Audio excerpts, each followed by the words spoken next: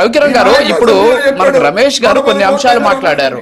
రవికిరణ్ గారు రమేష్ గారు కొన్ని అంశాలు మాట్లాడారు. ఏమంటారంటే ఈ ప్రైవేటు హాస్పిటల్స్ని గవర్నమెంట్ హాస్పిటల్స్ని ఈ ప్రైవేట్ వాళ్ళకి గారిస్తే అక్కడ భారీగా వసూలు చేస్తారు అనేటటువంటి అంశాన్ని ఆందోళన వైఎస్ఆర్ కాంగ్రెస్ పార్టీ చెందుతుంది. ఎక్కడ పేదలకి వైద్యం అందకుండా పోతుంది అనేటటువంటి ఆందోళన వల్ల కనిపిస్తుంది.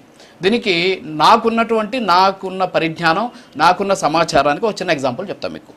గతంలో స్విమ్స్ హాస్పిటల్ ఉంది. అలాగే రాష్ట్ర వ్యాప్తంగా కొన్ని ఏరియా హాస్పిటల్స్ ఉన్నాయి. ఈ ఏరియా హాస్పిటల్స్లో కిడ్నీ డయాలసిస్ బాధితులు చాలామంది ఉన్నారండి. ఒకప్పుడైతే డయాలసిస్ చేయాలి అంటే టోకెన్ రావాలి సార్.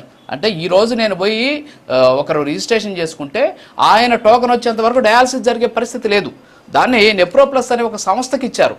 ఇచ్చిన తర్వాత ఈరోజు ఎప్పటికప్పుడు టైం టు టైం డయాలసిస్లు జరుగుతున్నాయి. టైం టు టైం ఇప్పుడు శ్రీకాళహస్తి చాలా చిన్న హాస్పిటల్, అది ఏరియా హాస్పిటల్. అక్కడికి వెళ్తే డయాలసిస్ పేషెంట్లు అక్కడ ఉన్నారని చెప్పేసి పెడితే అక్కడ పీపీపీ విధానంలోనే నెప్రోప్లస్కి ఇచ్చారు.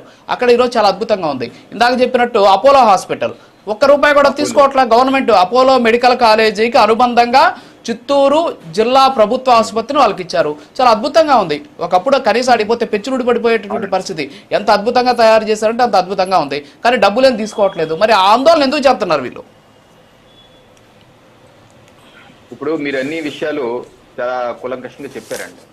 ఇప్పుడు ప్రభుత్వం ప్రైవేట్ కలిసి చేస్తే ప్రత్యక్షంగా చూస్తున్నట్టు బెనిఫిట్స్ అపోలో ఆసుపత్రులు కూడా మీరు చెప్పడం జరిగింది. ఇప్పుడు మీరు చెప్తున్నటువంటి అబద్ధాల అసత్య ప్రచారాల్లో ఒకటి ఏంటంటే, ఇప్పుడు ఇందాక మిత్రులు వైసీపీ ప్యానలిస్టు రమేష్ అన్న చాలా స్పష్టంగా చెప్పారు. 33 సంవత్సరాలకి లీజ్ ఇస్తారు, ఆ తర్వాత ఓకే అనుకుంటే మరో 33 సంవత్సరాలు లీజ్ ఇవ్వచ్చు అన్నారు. కానీ వారి పార్టీ అధినేత ఏంటి, అమ్మేస్తున్నారు అంటున్నారు. ఎవరు కరెక్టు అన్న? రమేష్ అన్న చెప్తుంది కరెక్టా, జగన్ అన్న చెప్తుంది కరెక్టా? అబద్ధాలు ఎందుకలా అబద్ధాలు ప్రచారం చేస్తారు? లీజ్ అంటే లీజ్ అని చెప్పండి. మీరు చెప్తున్నట్టు మీ అధినేత కూడా లీజ్ అంటే గొడవలేదు కదా, ఎందుకు అమ్మేస్తున్నారని చెప్పి హెడ్డింగ్లు పెడతారు. ఈ రోజు మీ సాక్షి పేపర్ చూడండి, హెడ్డింగ్ అమ్మేస్తున్నారని పెట్టారు. దయచేసి పెద్దలు మీరన్నా చెప్పండి సార్ రమేష్ గారు. రెండోది, ప్రభుత్వ ఆసుపత్రి ఇప్పుడు వారు చెప్పిన టెండర్ లోనే ఏముందంటే, ఇప్పుడు ఇందాక మీరు చెప్పినట్టు అపోలో ప్రైవేట్ హాస్పిటల్ కి మెడికల్ కాలేజ్ కావాలంటే ఇంకో ఆసుపత్రి కావాల్సి వచ్చింది. ప్రభుత్వ ఆసుపత్రి ఇచ్చి జాయింట్ వెంచర్ చేసుకున్నారు.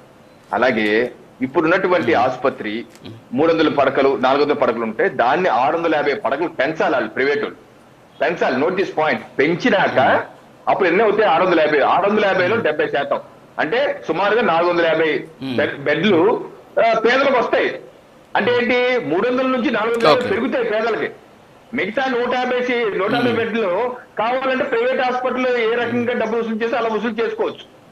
ఇంకోటి వాళ్ళు ఏమంటారు, ఈ ప్రధానమంత్రి ఆయుష్మాన్ భారత్ లేకపోతే దీనిలో డబ్బులు వాళ్ళు వెనక్కిస్తారట, మళ్ళీ వాళ్ళకి ప్రైవేట్ వాళ్ళకి డబ్బులు కడతారట. అసలు ఇప్పుడు జరుగుతుంది కూడా అంటే రమేష్ గారు, ప్రధానమంత్రి ఆయుష్మాన్ భారత్ లో ఈ నెట్వర్క్ హాస్పిటల్స్ ఉన్నాయి కదా, దానిలో గవర్నమెంట్ హాస్పిటల్ కూడా ఉన్నాయి. ఆ గవర్నమెంట్ హాస్పిటల్ నేనన్నా మీరన్నా ఎవరైనా అడ్మిట్ అయితే దానికి అయ్యే ఖర్చు ఆ గవర్నమెంట్ ఆసుపత్రికి సెంట్రల్ గవర్నమెంట్ ఇచ్చేస్తారు. సెంట్రల్ గవర్నమెంట్ ఏదైతే ఇన్సూరెన్స్ కంపెనీకి ఇచ్చేస్తారో ఆ యొక్క చికిత్సకి అయ్యే ఖర్చు అకౌంట్ ఇచ్చేస్తే ఈ హాస్పిటల్ కి, తద్వారా హాస్పిటల్ అభివృద్ధి చేసుకోవచ్చు. సో ఆ రకంగా ఆ డబ్బులు కూడా ఏ హాస్పిటల్ అయితే ఆసుపత్రికి ఇచ్చేస్తారు. ఇప్పుడు మన ప్రభుత్వం కూడా ఇన్సూరెన్స్ పద్ధతిలో తీసుకెళ్తారు ఎన్టీఆర్ వైద్య సేవలు, అది కూడా అంతే.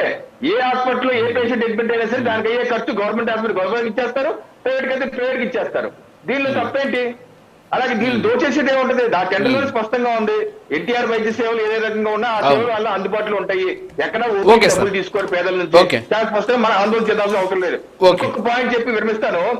ఇందాక జగన్మోహన్ రెడ్డి గారు మన కూడా ఏమంటారంటే, పేదలకి ఉచితంగా వైద్య విద్య అందకుండా పోతుంది అంటున్నారు. ఇప్పుడు నేను చెప్పేదంటే 2021 11/10/2021 జీవో నెంబర్ 133 తీసుకొచ్చారు జగన్మోహన్ రెడ్డి గారు.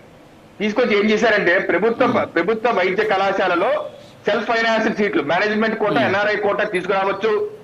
ఇదే కాదు, ఇక్కడ కూడా ఏం రాశారంటే, to implement the above categorisation in all 16 medical government colleges starting from academic 2024-25. అంటే మెడికల్ కాలేజీలు మొత్తం అన్ని మెడికల్ కాలేజీలు ఇదే సెల్ఫ్ ఫైనాన్స్ సిస్టమ్ లో ఫాలో అవ్వాలని చెప్పి జగన్మోహన్ రెడ్డి గారు ఇచ్చిన జీవో. ఆ డబ్బులు కూడా ఎంత డబ్బులు తీసుకోవాలని జీవో నెంబర్ 108 ఉంది. అది ఫీజులు కూడా చూసాం. ఇంకోటి ఏంటి, టైం అవుతుంది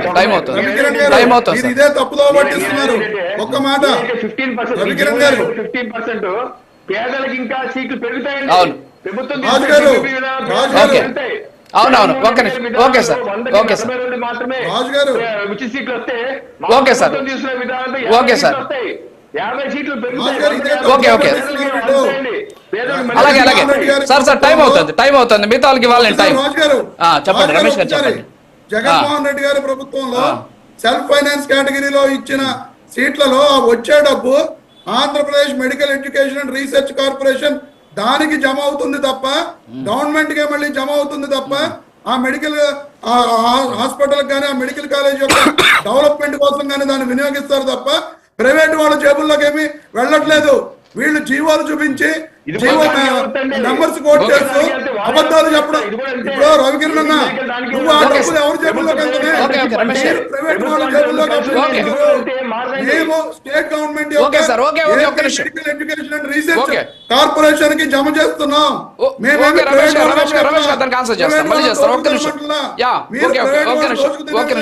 చేస్తున్నారు.